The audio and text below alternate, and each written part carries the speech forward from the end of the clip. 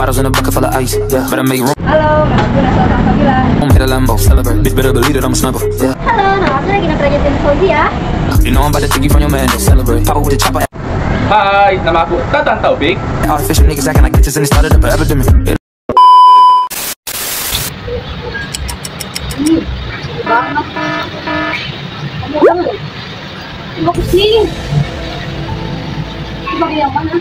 Ayolah, kalian lagi pada ngapain? Ini nih ngerjain tugas selesai. Pusing banget. Wah, pusing. Ini gimana ya? Kamu udah belum?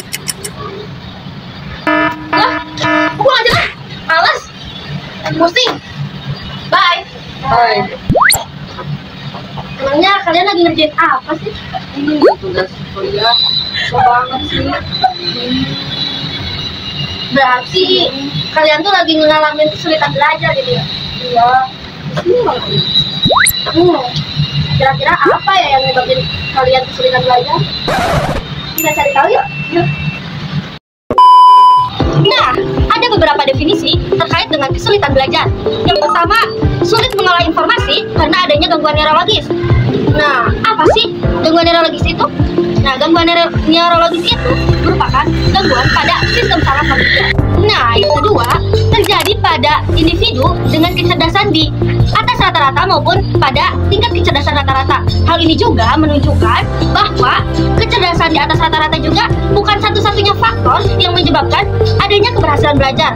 Nah, faktor-faktor yang mempengaruhi tingkat kesulitan belajar itu yang pertama, jenis kecerdasan. Nah, seseorang mungkin sangat cerdas di dalam satu bidang tertentu, namun sulit dalam memahami bidang yang lain. Terus yang kedua, lingkungan belajar. Kalau kita berada di lingkungan belajar yang tidak kondusif atau kayak ramai di kelasnya, itu tuh merupakan salah satu faktor yang menghambat kita untuk memahami materi ajar yang harusnya kita pahami. Nah, selanjutnya, biaya belajar. Biaya belajar juga tentu sangat mempengaruhi kita dalam memproses pembelajaran. Jika gaya belajar yang kita lakukan itu salah, maka kita akan mengalami kesulitan dalam mempelajari apa yang harusnya kita pahami. Tahap mendiagnosis kesulitan belajar. Yang pertama adalah mengidentifikasi dan mencari tahu orang-orang di sekitar kita yang mengalami kesulitan belajar. Lalu setelah kita mengetahui orang yang mengalami kesulitan belajar, kita mencari letak dan faktor penyebab orang tersebut mengalami kesulitan belajar. Lalu kita mencari alternatif solusi untuk mengatasi kesulitan belajar orang-orang tersebut. Seorang anak dapat dinyatakan mengalami kesulitan belajar terlihat dari beberapa perilaku. Yang pertama, dia secara verbal tapi tidak bisa mengekspresikan pikirannya secara tertulis. Yang kedua, dapat belajar dengan baik ketika ditunjukkan tetapi tidak bisa mengikuti perintah lisan ataupun tertulis. Yang terakhir yaitu hasil belajar yang dicapai tidak sesuai dengan upayanya. Teknik yang dapat digunakan seorang guru untuk mendiagnosis kesulitan belajar antara lain meliputi yang pertama ada tes tersebut.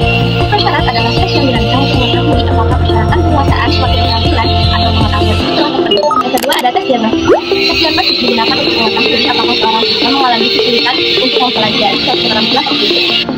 Juga ada wawancara. Wawancara dilakukan melalui komunikasi tanpa dengan siswa untuk menggali lebih dalam kesulitan belajar pada siswa. Kemudian ada observasi. Observasi dilakukan melalui mengamati secara dekat perilaku belajar pada siswa.